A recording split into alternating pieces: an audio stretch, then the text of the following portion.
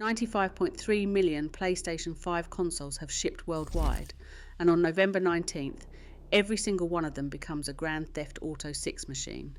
That is Sony's own figure from its financial results for the quarter ending June 30th of this year. What I keep coming back to is that the biggest question people have about running this game on that hardware still does not have a confirmed answer, with Rockstar's extended look landing on the 27th.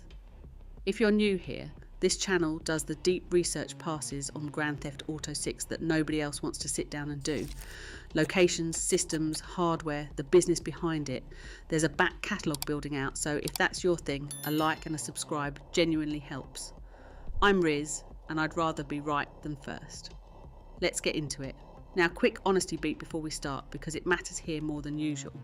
Some of what's coming is confirmed by Sony's own store listing and by Take-Two's CEO on the record with Bloomberg, and some of it is a vague marketing sentence that people are reading way too much into. I'll tell you which is which every single time. And there's one big question in here where the honest answer is that we simply don't know. Finding one, the platform. Let's start with the platform itself, because it has the most evidence behind it by a distance. Grand Theft Auto 6 releases November 19th, 2026 on PlayStation 5 and Xbox Series X and S. That comes from Rockstar directly and from the PlayStation Store listing. There is no PC version at launch, and Rockstar has not announced a PC date at all, so any date you see floating around for that is not official. Buried in the tags on that store listing is the thing worth pulling out. Grand Theft Auto 6 is labelled PS5 Pro Enhanced. That's confirmed. It's Sony's own storefront. It went live when pre-orders opened in June, and it is about as official as a tag gets. Here's the real-world context that I think reframes this whole thing. That 95.3 million figure is enormous, and PlayStation Network hit 125 million monthly active users as of June 30th. But the quarterly picture underneath it is going the other way. Sony shipped 1.6 million PS5 units in the April to June quarter this year, which is 900,000 fewer than the same quarter the year before, and the January to March quarter before that came in at 1.5 million, down from 2.8 million in that same quarter a year earlier. So the PS5 is arriving at its 6th birthday with a giant installed base and hardware sales roughly cut in half year over year, and then the biggest game of the generation lands in November. At minimum, this tells us why Sony's interest in this launch is not casual, and we'll come back to that. Sponsor slot, place the read here after the first finding lands. None supplied for this episode. If you book one, open with an unrelated rhetorical question, personal use anecdote, features plainly, price flatly, then snap back with, alright, let's get back to the video. Finding 2, the frame rate. Now the question everybody actually wants answered, does it run at 60? Here's where I have to be straight with you. Rockstar has not published a frame rate target for Grand Theft Auto 6 on any platform. Not PS5, not PS5 Pro, not Xbox. No performance mode breakdown, no resolution targets, nothing. Every claim you have seen about 60 frames per second is analysis or expectation, and I'd treat it that way. What we do have is Sony's wording on the Pro enhancements, which describes improved performance, more stable frame rates and sharper resolutions. That's the store listing, so it's official, but read it again because it's doing a lot less work than people want it to. More stable frame rates could mean a lock at 30 frames per second, with fewer dips. Improved performance is not a number. Here's the history that anchors this, and it's not encouraging. Grand Theft Auto 5 launched in September 2013 on PS3 and Xbox 360, locked at 30 frames per second, and it dropped below that regularly. A mode running at 60 frames per second did not arrive until March 2022, with the expanded and enhanced edition, which is about 8.5 years and a full console generation later. Red Dead Redemption 2 launched in October 2018 at 30 frames per second, and it still has not received a patch for 60 frames per second on PS5 or Xbox Series X. There are rumours of an enhanced version, and there have been for over a year, but Rockstar has announced nothing. And this isn't a two-game pattern either. Grand Theft Auto 4, the original Red Dead Redemption, and LA Noire all shipped capped at 30 frames per second as well. There's also a technical point worth knowing. Digital Foundry's Richard Ledbetter told IGN that the PS5 Pro runs essentially the same CPU as the base PS5, and that Grand Theft Auto's simulation load is a CPU problem rather than a GPU one, which would mean the Pro's extra graphics power doesn't automatically solve frame rate. Digital Foundry has separately said they expect 30 frames per second at launch even on the Pro. So could there be a 40 frame mode, or an uncapped option, or a patch to 60 frames per second after launch? Sure, all of those are possible, and there are unverified retail listings and one journalist source pointing at 2 graphics modes.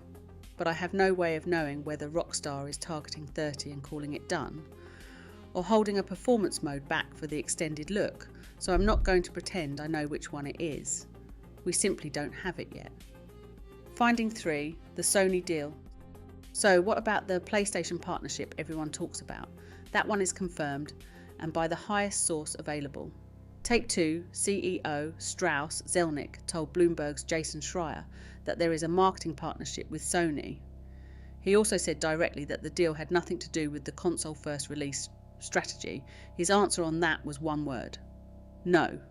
The observable evidence is consistent with it. Trailer 2 carried a notice saying it was captured entirely in-game on a PlayStation 5, and Rockstar posted the following day that it was equal parts gameplay and cutscenes. And it was a base console, not a Pro and not a PC, which is a large part of why that trailer got the reaction it did. Trailer 1, back in 2023, carried no hardware branding at all. Now I want to draw a hard line here, because this is where people get it wrong constantly. A marketing partnership is not exclusivity. Grand Theft Auto 6 ships on Xbox Series X and S the same day, at the same price, with the same content. Sony paid to be the face of this launch. Sony did not buy the game. Whether that deal comes with player-facing perks, timed bonuses, cosmetics, anything like that, has not been confirmed by anybody. That's a fair thing to expect based on how these deals normally work, but it's an expectation and not a fact.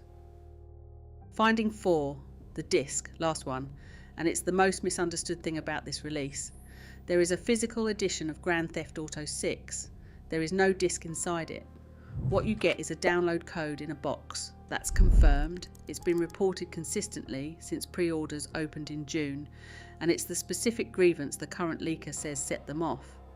And here's the anchor that I think explains it better than any of the outrage does. According to Sony's own earnings disclosures, 85% of full game software purchases on PS4 and PS5 in the January to March quarter were digital downloads. That's the highest figure Sony has ever recorded. The full year average was 78%, and the most recent quarter came in at 82%. So the number moves around with the release slate. But digital overtook physical on PlayStation somewhere between 2018 and 2019, during the mid-cycle of the PS4, and it has not looked back since. So the pattern here isn't Rockstar inventing something. The pattern is Rockstar reading a chart. When roughly 4 out of every 5 copies on your biggest platform are already downloads, the disc is a manufacturing and distribution cost attached to a shrinking minority.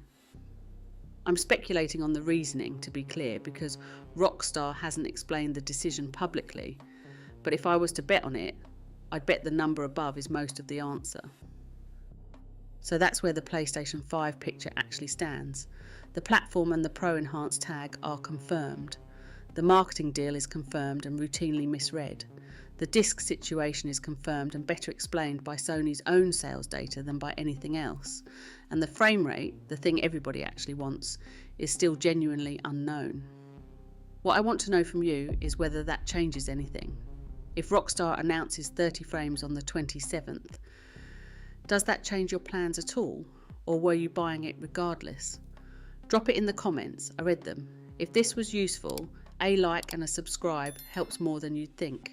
And subscribe specifically because the next one is the Xbox Series S question, which is the mirror image of this video, and honestly, a much stranger engineering problem. I'll see you in that one.